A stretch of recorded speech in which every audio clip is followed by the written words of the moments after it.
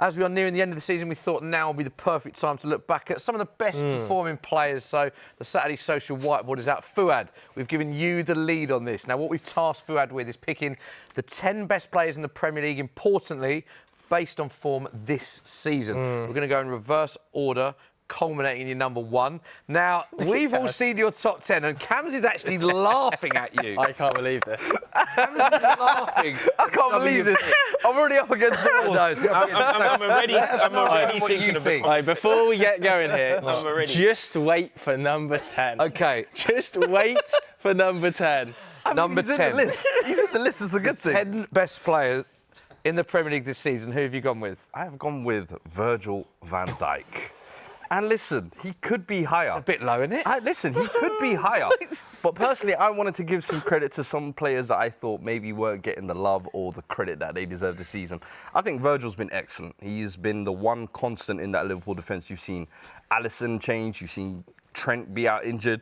You've seen Robertson hasn't been in the best form of this season. Konate's been out injured. But he has been the one consistent guy. I don't know why he's laughing. I don't know why he's laughing. I know this guy too well. I love Virgil. I know when he's like halfway through thinking, oh, I messed up here. No, I haven't. I genuinely don't think I have. I'm happy to keep Virgil. Do you think Virgil van Dijk has been the 10th best player in the league this season? I think honestly. he could be higher, of course. But I personally want to have him 10th. OK, fine. I don't think Joe and I need to even read out any stats for this, because it's Virgil van Dijk, best defender in the Premier League. And I think this season he's furthered that legacy of kind of making that case of, is he the greatest centre-back in Premier League history? Second Premier League title. Now he's got a couple of years of consistency in the bank as well. Not to be overlooked. Where would you have him, Cams? I think I've got to have Van Dijk in the top 5. I've got to have him in the top 5.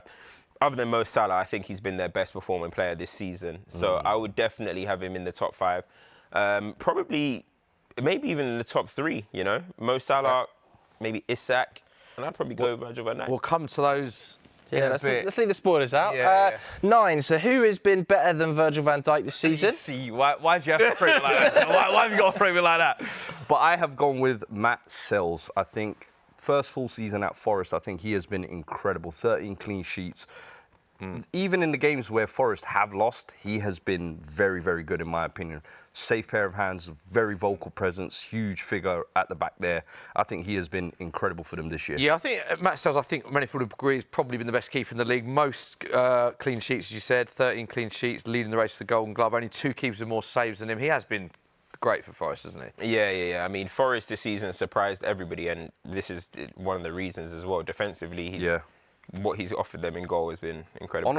Honourable mention to Murillo and Milinkovic as well. His partners in front of him, they're a brick. Definitely. Unreal. 8th best player in the Premier League this season. Who are you going for? I have gone for Moises Caicedo. I think Chelsea's season has been very up and down, but the one player that has been rising above it all for me has been Moises Caicedo. I think defensively what he brings is second to none, honestly. But I think what he does on the ball as well gets overlooked a lot. I think some of his passes, incredible. He's very creative for a defensive midfielder, in my opinion. But the work he gets through, I mean, he does 2 man's worth of work in that midfield.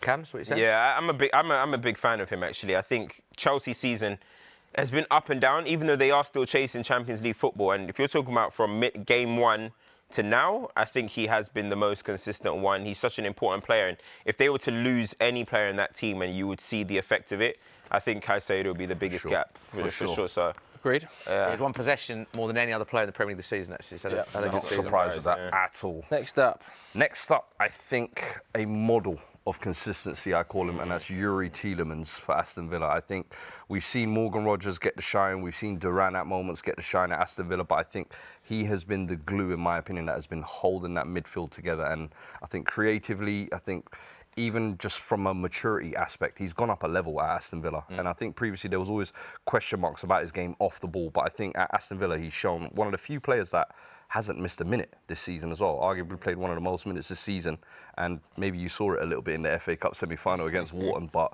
I think outside of that, he has been absolutely incredible this year. So all-rounded as well. I was just about to he's say got that. the most tackles of any Villa player, and he's got the second most assists. His all-round game has been ridiculous. Just about to say the same thing. He's got 2 goals, 7 assists, completed passes is more than any other player, more touches than any other player, most tackles for Villa in the Premier League as well. Yeah. Wow. So he's a very complete player in that role. Yeah. I think that's a decent shout. Would he have been in your 10 10, Cams? Yeah, he would have been in mine as well. You know, I think Kamara as well next to him. Yeah. I think he's been so He just missed a important, chunk but of he's missed that a beginning of the games, season. yeah. But since coming back in, he has Yeah. been massive as well. I think Yuri's turned people's narrative around. Yeah. for people. Yeah.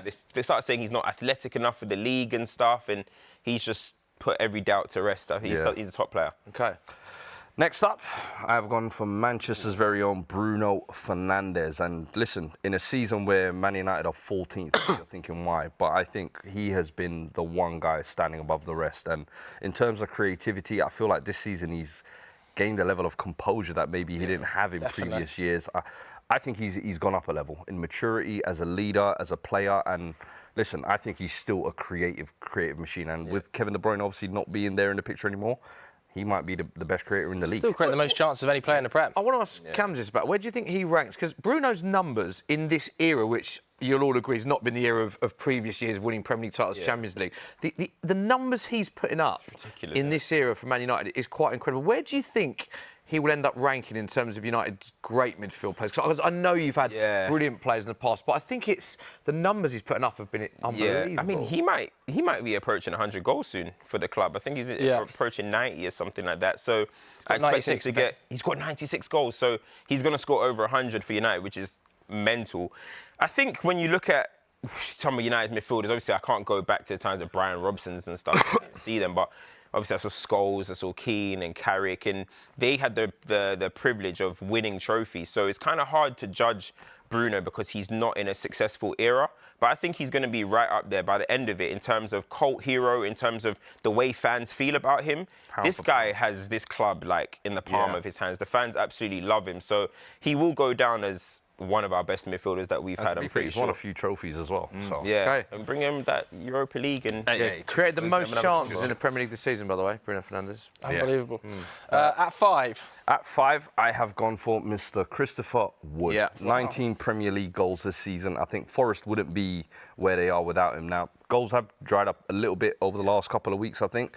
But in terms of the first 2/3 of the season, I think he was carrying that team in attack. And some of the goals were incredible as well. And I think almost like an Indian summer that nobody expected this late in his career, especially after the move at Newcastle didn't really go the way it did. He's just come on and had an incredible season this year. 19 goals. Yeah, he's got the best XG over performance in the Premier League as well. Only 3 players, Salah, Isak and Haaland, scored more. So I think you're right. He's been so key to Nottingham Forest. Incredible. I think he'd be in most people's In the top 5. 10. Wow. Cams, would he be in your top 5? maybe not my top 5. 1 goal in the last 7, I think it is. 8. He might not have made my top 5, but I think he does deserve a mention. Yeah, he does deserve a mention for what he's done this season, for sure. Okay, we come to the... This is a man who I'm hoping gets a big move off of this season, and that is Brian Mbeumo, who I think for so long has been the most underrated player in the Premier League. I think 16 Premier League goals, 6 assists this season. Him and honourable mention to Wissa. I was going to say Wissa, actually. Yeah, he's been scoring a few goals lately as well, but I just think Mbeumo has been almost like the main torchbearer with Wissa as his running mate. He's just unplayable in certain games as well. I'm going to spoil it a little bit because I know the player you don't have in there is Mateus Cunha. I can't believe that. Do you think Cunha has had a better season than Mbeumo, or Mbeumo's had a better season than Cunha? I think Mbeumo. I think with Cunha, when he's good, he's really good, but he can also have some cold moments. And then I also think he's had moments where the red card issue, where he's kind of going back and forth with fans and kind of off the field stuff, where for me it just kind of negates it a little bit. And I just think Mbeumo is just kind of like but based the model on this professional. season, the numbers that Cunha's putting up for where Wolves are in the Premier League, surely he's in the top 10. He definitely deserves an honourable mention. And maybe some people would have him in, but personally, I would rather have him in. It's your list? Where do you think he's going to go, Brian? I mean, I would love him at Spurs. Can't lie. We need someone like that. But I do think a big European club should come in for him. I don't even think he should stay in the Premier League and wait for one of the quote-unquote big 6. Someone like an AC Milan, someone like an Inter Milan. He could easily go there, in my opinion. It's quite interesting because I think Thomas Frank was quite honest midweek, wasn't he, when he was talking about potentially might having to lose Brian Mbeumo this summer. But one thing Brentford do well... Klopp's the fastest time in the Premier League this season, in speed. Really? Running, yeah, he's rapid, man. Rapid. Top 3. Yeah. This is a brave one. This is a big one. This is a big one. And I have gone for Mr. Ryan Gravenberch. I am standing on this one. I can't agree for with me, that at all. You think he's had a better season than Van Dijk? I think for me, you think of where Gravenberch was coming into this season. Yeah. He wasn't in the team. He wasn't starting in that position. He's had to adapt to a whole new position, in my opinion. And he has played above and beyond that level, in my opinion. I think you're right in what you're saying in terms of the positional adaptation, like what he's done there has been brilliant. But you speak to a lot of Liverpool fans, and if you ask them about the midfield three, a lot of them will say Alexis McAllister's been their most important player. I'm surprised Alexis McAllister's not. McAllister's almost the one where I feel like he drops an 8 out of 10 so often, sometimes he can get overlooked. But so why Gravenberch over McAllister? I feel like he's almost like the dirty work behind McAllister and Sobol, where they kind of are allowed to get involved in the creativity and the final third. He is the one just at the back mopping it up, and a lot of his work goes underappreciated, in my opinion. I think the way he drives Liverpool from defence to attack, so often we see them go from 3 seconds where they could be defending a corner and the next minute they're in your box. A lot of that stems from Gravenberch, and I feel like it constantly gets overlooked. But I think the improvements, the quality that he's played with this season, I would love to see where Liverpool would be if he wasn't playing in that role this year. Who would you have gone with? Gravenberch, McAllister? I'd go McAllister. Yeah. He's more. I like the way McAllister. I think he's somebody that gets overlooked, as you mentioned. I think he's underrated. I think he's one of the best midfielders in the league. I do think Gravenberch started the season really well. Like Liverpool last season had Endo in that position. Gravenberch came in and it kind of improved. It looked a lot better. Slot got the best out of him. But I think in the turn of the year, he's been okay. I don't think he's been as good as the first running, like let's say half of the season. So I wouldn't have him in there. Top 3, I think, is so far. But listen, you guys need to know this guy, right? He's had stocks in Gravenberch since Ajax. 2020. He's got a greater agenda here. This isn't, you know what I mean? I've had these stocks for years, man. Put my boy top 3. Come on, Ryan. Fair enough. So number 2, I presume, is not an Arsenal player. You've got No, absolutely not. So you've not got a single Arsenal player so far. No, I don't. They're second in the league. They are.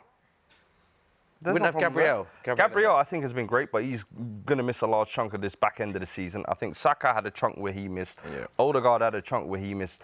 Outside of that, Rice has been good, but in spells, maybe since the turn of the year. I don't think there's been one player in the Arsenal team that has, throughout the whole season, really set that kind of standard. But they've been good in spells, and as a team, they haven't really cohesively clicked, I feel like, at times as well. But number 2, I have gone for a man that can't be denied this season, and that's Alexander Isak. Yeah. Goals in the Premier League, goals in the Carabao, it doesn't matter the occasion, it doesn't matter the team, he is going to put on a performance. And I've always said, if he can stay injury-free for a single season, we're going to see the real version of Isak, and I feel like this year he's finally arrived. He's so good. Yeah. Isak's so good. You can't argue with how good Isak is. I think with the Arsenal thing as well, I kind of agree with Fuad in terms of there's been spells. Gabriel would have been the one that I think. Yeah, I remember there was a point where it felt like he's going to score every corner that comes into the box. So, but the fact that he's missed some games now and he's going to miss the end of the season, I can understand. But Isak, I mean, obviously, other than Mo Salah, I mean, he's undeniable. Been ridiculous. I think the top 2, I think we know who's coming at 1. I think that is a top 2. I think we can agree is probably right. Yeah. Isak and Salah. No Bournemouth players though in the 10. Dean Howson, we don't have Dean Howson. Kirkes was one I was thinking about as well. Kirkes has done really well, but I mean, there's only 10 spaces and there's only so many I can fit in. So some of these other boys on there, and of course, number 1 without a shadow of a doubt. Mohamed Salah. I mean, the records he's setting this year, breaking records pre-Christmas, breaking records for the goals and assists in a single season. He's Ballon d'Or level, as we've been saying all year. And listen, maybe he could break some more records before the end of the season's done. A couple of other suggestions that people had. Tonali, Bruno G. I was going to say Bruno. Tonali, I feel like Mr. Gibbs White. Would you have Gibbs White in there? I would have maybe had Elanga or Cho ahead of him potentially. Really? I feel like they've been massive impactors. Honourable mentions, I want to say Alexis McAllister for me. I'd have had Cunha, I'd have had Visser, I think, and Gabriella, a couple of players that I think it's worth mentioning. And Dean Howson as well. Let's not forget the impact he's had. What changes would you make, Cams?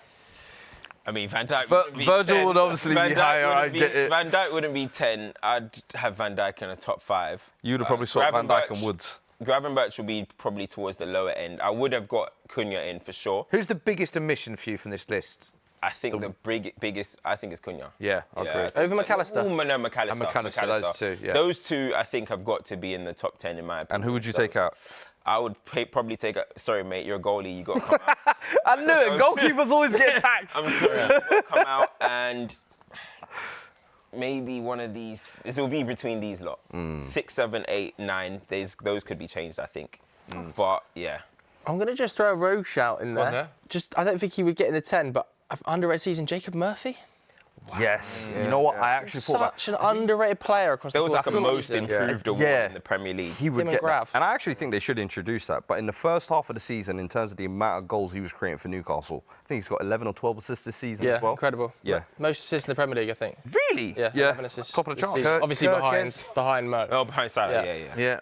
Kirkes as well. Yeah, absolutely incredible. Okay, so there is confirmation of Fuad's top 10 list. Let us know what you think of that. At home, the comments are going to be I love it. spicy. I'm not laughing.